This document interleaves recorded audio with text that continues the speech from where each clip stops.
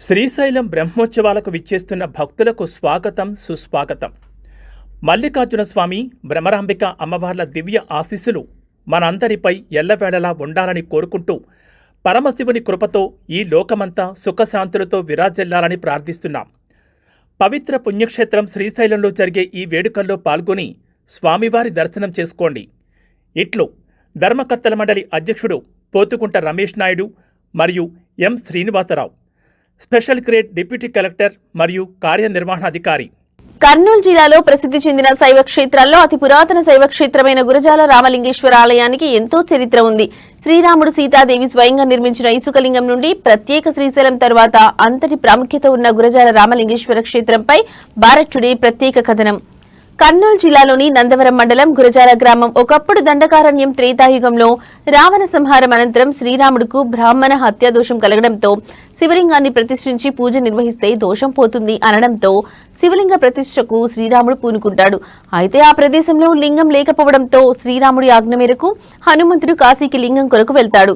ముహూర్త సమయానికి చేరుకోకపోవడంతో ఇక్కడ తుంగభద్ర నది ఒడ్డున హనుమంతుడి రాక కోసం ఎదురు చూస్తున్న శ్రీరాముడు, సీతాదేవిలు అక్కడే ఉన్న ఇసుకతో లింగం ప్రతిష్ఠించి ప్రాణ ప్రతిష్ఠ చేసి పూజ చేసినట్లు చరిత్ర చెబుతోంది.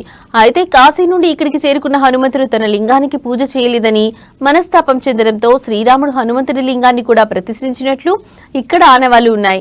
నేటికి ఇక్కడికి వచ్చే భక్తులు మొదట హనుమంతుడికి కాశీ లింగాన్ని దర్శించుకున్న తర్వాత శ్రీరాముడి ఇసుక లింగాన్ని దర్శించుకుంటారు. ద్వాపర యుగంలో కూడా పాండవులు ఇక్కడ లింగాలను ప్రతిష్ఠించారు.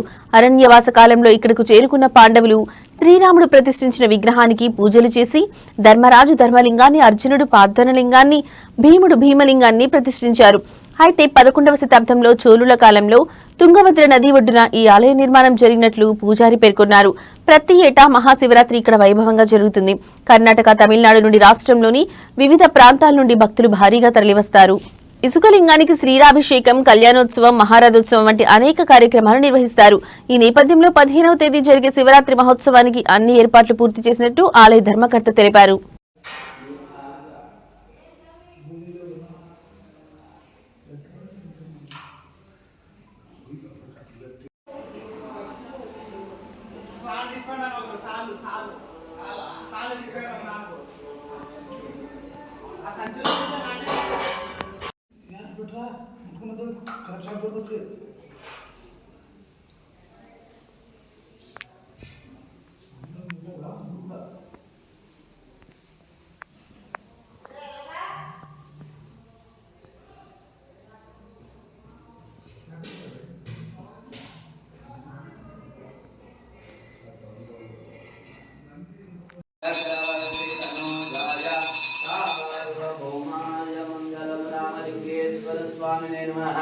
कर्पूर मंगलानंद नीराजनं समर्पयामि.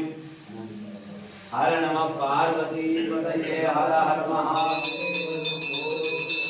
रामलिंगेश्वर महाराज की जय. రెండు చేతులతో నిదానంగా 3 సార్లు ఓం నమః శివాయ ఆదికాలు.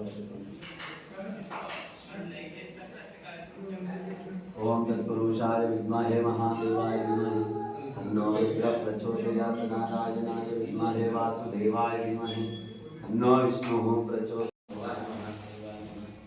त्रिलोकेशाय नमः, सिद्धिकन्ताय नमः, शिवप्रियाय मुक्ताय नमः, कपाल దేవుని శివాయ నమః.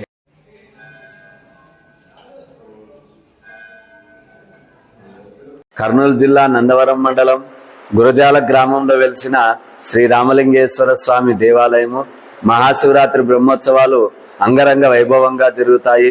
ఇతర రాష్ట్రాల నుండి ప్రజలు కూడా స్వామి అమ్మవార్ల కళ్యాణాన్ని చూడటానికి తరలి వస్తారు.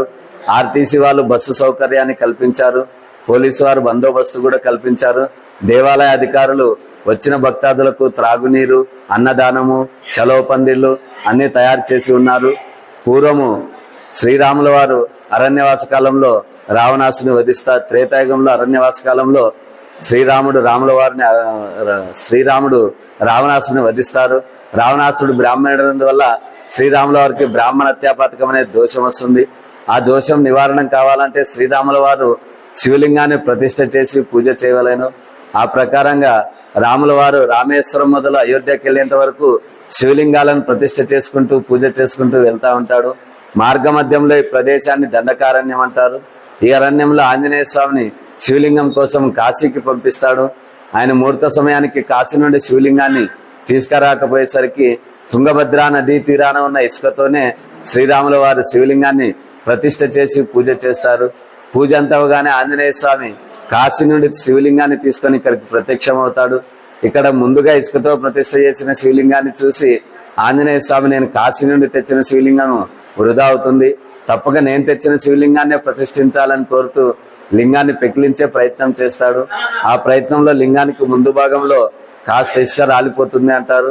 అప్పుడు రాముల వారు ఆంజనేయ స్వామిని శాంతిపరిచి ఆయన కాశీ నుండి తెచ్చిన శివలింగాన్ని ముందు భాగాన ప్రతిష్ఠించి, భక్తాదులు ముందు నువ్వు కాశీ నుండి తెచ్చిన శివలింగాన్ని దర్శించిన తర్వాతనే నేను చేసిన ఇసుకలింగాన్ని దర్శిస్తారని ఆంజనేయ స్వామిని శాంతింపచేస్తారు.